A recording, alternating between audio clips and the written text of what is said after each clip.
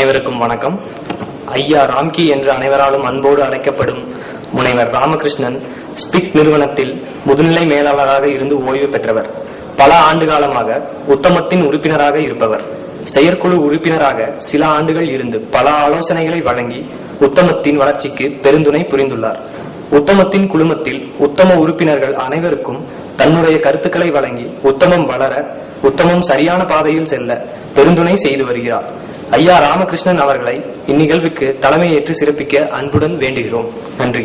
பல பேர் தமிழ் சோறு போடாது அப்படின்னு நினைக்கிறாங்க.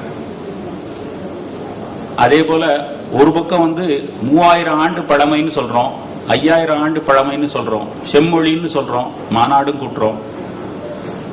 ஆனா இன்னொரு பக்கம் தமிழ் வழக்காடு மொழியா இருக்குமா, வழக்கு மன்றத்தில் அது மொழியா இருக்கு, ஆட்சி மொழியா இருக்குமான்னு போராட்டம் செய்கிறோம். இது ரெண்டும் ஒரே நேரத்தில் நடக்குது.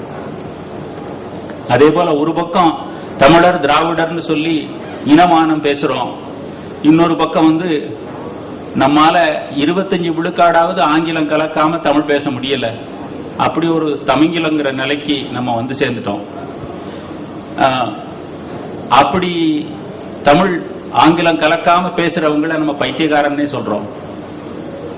இந்த நிலைமையில தமிழரை போல ஒரு முரண்பட்டவங்களை உலகத்துல பார்க்க முடியுமாங்கிறதே ஒரு வியப்பு. இந்த முரண்பட்ட நிலைமையிலிருந்து இனி ஒரே நேரத்துல இங்க செம்மொழி மாநாடு, இணைய மாநாடு 2 நடக்கிறதே இந்த முரண்பாட்டை சுட்டி காட்டும். ஒரு பக்கம் பழமை, இன்னொரு பக்கம் புதுமை, ரெண்டுமே நடந்துகிட்டு இருக்கு. இதே போல ஒரு பக்கம் தமிழறிஞர்கள் இருக்காங்க, மொழியாளர் இருக்காங்க, இன்னொரு பக்கம் பொறிஞர்கள், பொறியாளர்கள் இருக்காங்க. நான் நேற்றையிலிருந்து இங்க பார்த்துக்கிட்டே இருக்கேன். 2 விதமான முறையில கட்டுரைகள் இங்க வாசிக்கப்படுது. ஒரு பக்கம் இந்த நுட்பம் தெரியாத பல தமிழ் அறிஞர்கள், அவங்க எல்லாரும் பழைய முறையில கட்டுரையை எடுத்து வச்சுக்கினேன் அப்படியே வரி பெசகாம படிக்கிற நிலைமையும் ஒரு பக்கமும், இன்னொரு பக்கம் மடிக்கணியை கொண்டு அதோட இணைப்பு ஏற்படுத்திக்கின்னு அவங்க பரத்தீடு மூலமாக விளக்குறதும் நடக்குது. இவங்க ஒரு பக்கம் நுட்பம் தெரிஞ்சவங்க பண்ணிட்டு இருக்கிறாங்க, இன்னொரு பக்கம் பழமையான முறையில இன்னும் ஒரு கூட்டத்தார் இருக்கிறாங்க. இந்த ரெண்டும் முரண்பட்டு இன்னும் எவ்வளவு காலத்துக்கு போகும்னு தெரியல.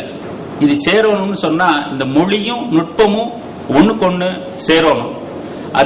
இது சேராம இந்த மொழியினுடைய நுட்பத்தை பொறிஞர்கள் அறியாம, பொறியாளருடைய நுட்பத்தை மொழியாளர் அறியாம இத மேற்கொண்டு முன்னேற்றம் காண்றதுங்கிறது, தமிழ்ல முன்னேற்றம் காண்றதுங்கிறது ரொம்பவும் கேள்விக்குறி. இப்ப இந்த இணைய மாநாட்டுக்கு வருவோம். காலகாலமா குறியீடுகளையும் குறியேற்றம் பற்றியும் ரொம்ப தான் பேசிட்டோம். இனி இதிலிருந்து இனி அடுத்த நிலைமைக்கு போகணும், உயர்நிலையான கனிமை போகணும்னு சொன்னா நம்ம அதுக்கான காலம் வந்துருச்சு. இந்த காலத்தை நோக்கி நம்ம நகரோம். மொபைல் கம்ப்யூட்டிங் நகர் கனிமைங்கிறது இப்ப வந்துருச்சு. அந்த நகர் கனிமையை பத்தி பேசுற காலம் வந்துருச்சு. பேச்சையும் எழுத்துறையையும் நம்ம உகந்தது போல நம்ம மாத்திக்கொள்றதுக்கு காலமும் வந்துருச்சு. அதன் மூலமாக ஒலிபெயர்ப்பு, டிரான்ஸ்கிரைபிங், எழுத்து பெயர்ப்பு, டிரான்ஸ்லிட்டரேஷன், எழுத்து கூட்டு திருத்தி, ஸ்பெல் செக்கர், இலக்கண திருத்தி, கிராமர் செக்கர், பொறிவழி மொழிபெயர்ப்பு, மிஷின் டிரான்ஸ்லேஷன், இன்னும் நிகழ்கால மொழிபெயர்ப்பு, ரியல் டைம் டிரான்ஸ்லேஷன். இப்படி இதெல்லாம் செய்யக்கூடிய ஒரு காலம் வந்தாச்சு. ஆனா இதை செய்யணும்னு சொன்னா மொழி பத்திய அறிவு இல்லாம பொறிஞர்களால் இதை செய்ய முடியாது. அதே போல பொறிஞர்களுடைய நுட்பியல் அறிவு இல்லாம மொழியாளர்களால் செய்ய முடியாது. அத இந்த கனிவழி பொறியியல்ங்கிற இந்த அரங்கம் ஒரு உதவி செய்யும்னு நான் நினைக்கிறேன். இனி மேற்கொண்டு இந்த உரைஞர்களுக்கு போக தொடங்குவோம்.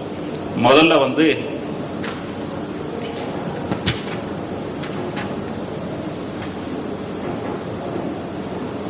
அசைநிலை உரை வடிவ பாக்களுக்கான இடஞ்சேரா இலக்கணமும் பகுப்பாய்வு முறையும், இத 2 பேர் இந்த கட்டுரையை உருவாக்கி இருக்கிறாங்க. திரு ஈஸ்வர் ஸ்ரீதரன், இரண்டாவது பாலசுந்தர் ராமன். அவங்க 2 பேருமே இத இந்த கட்டுரையை படிக்கிறதா இருக்கிறாங்க. முதல்ல Ishwar Sridharan. Computational approaches for learning inflections in Tamil.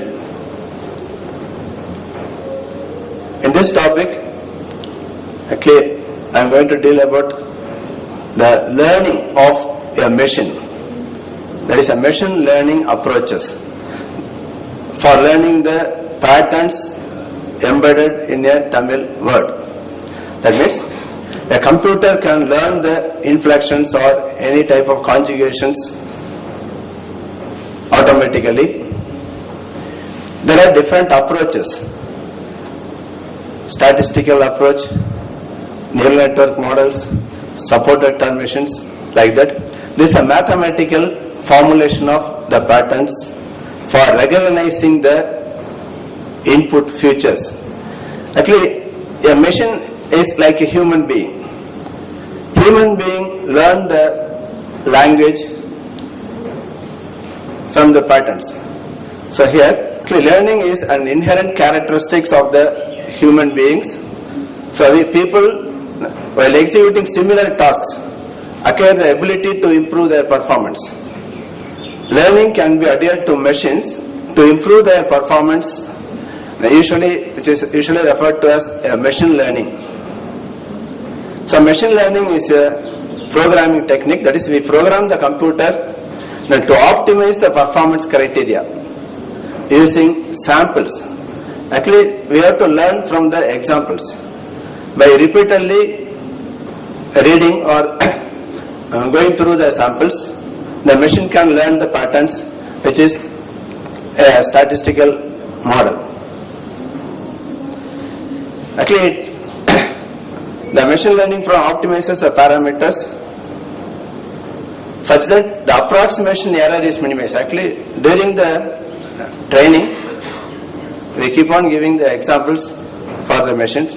So the system learns the inherent or the hidden features in the sample data and trained the features, and it will recognize the new given inputs.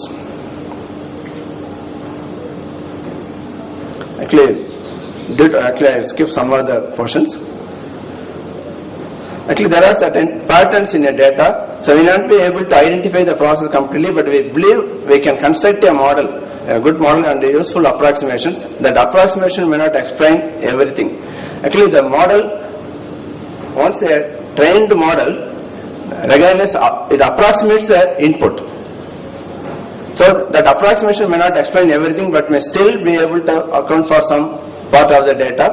So we believe that though identifying the complete process may not be possible, we can still detect certain patterns or regularities. Actually, language is a regular.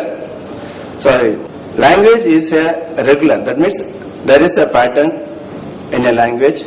So they are distributed in the language as well as in a word itself. So for English-like languages, the pattern is identified by checking the words in a sentence. But in Tamil, the features are inside the word itself. So we can recognize the semantic or the meaning of the word by its components. That's called morphemes. So the regularities can be captured mechanically because it's an agglutinative language. So we